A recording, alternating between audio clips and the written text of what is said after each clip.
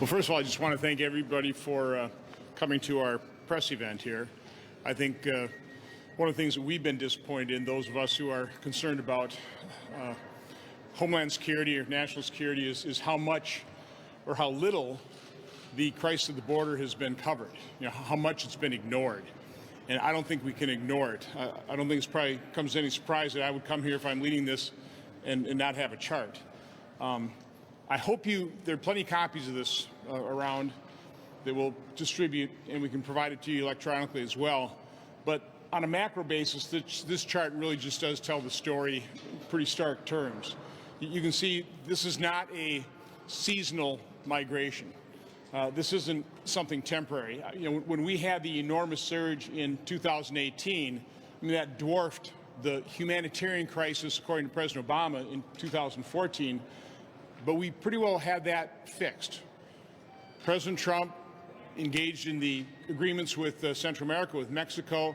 He enacted policies. He was building a fence. And you can see we pretty well had gotten the unaccompanied children, people exploiting our asylum laws as family units under control, until President Biden, on his first day of office, dismantled all of those successful policies.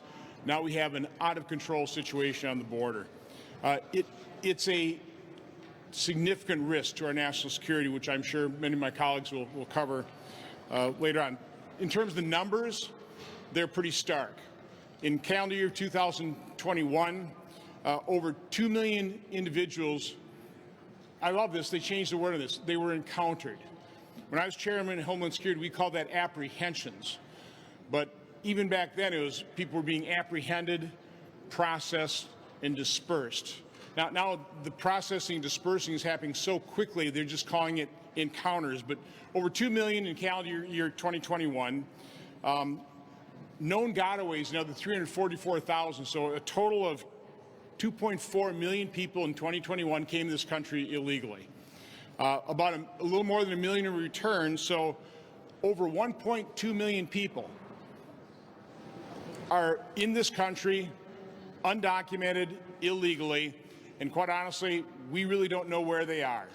1.2 million people. And put that in perspective, that's a number that is larger than the population of 8 states. And again, we don't even know how many unknown gotaways there were. We don't know the extent of the human trafficking.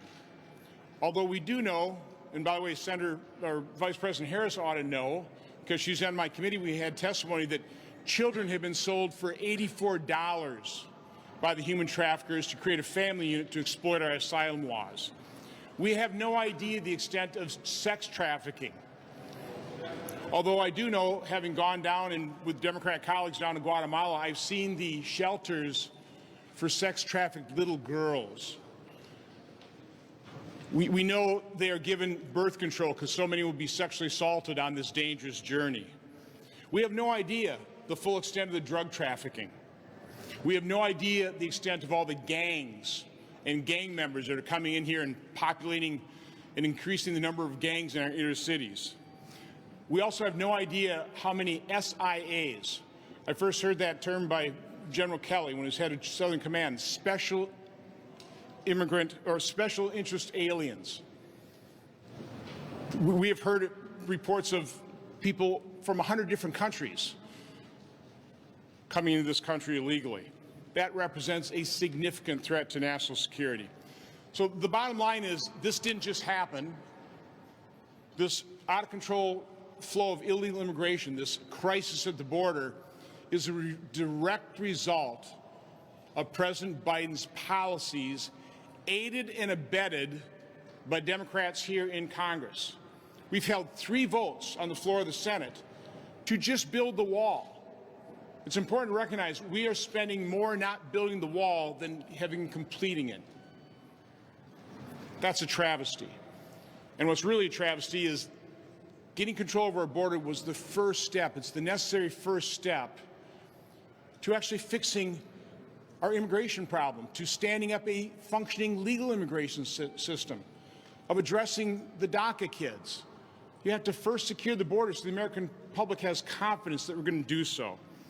So this has been a real travesty, and I'm sure we'll hear from my colleagues as well in terms of different aspects of this. But first, I'll call on Senator John Thune.